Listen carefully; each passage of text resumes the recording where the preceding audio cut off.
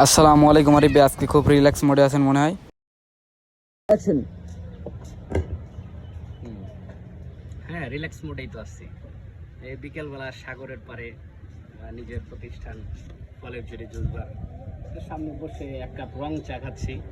আমার জুসবারের পাশেই একটা ভালো টিটং চায়ের আড্ডা একটা দোকান আছে, সেখানে খুব ভালো চা বানায়। সে চাটা খাচ্ছি।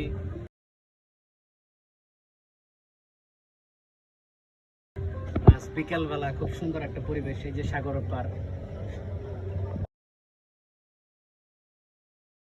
আসসালামু আলাইকুম আরিফ ভাই, আজকে খুব রিল্যাক্স মোডে আছেন মনে হয়।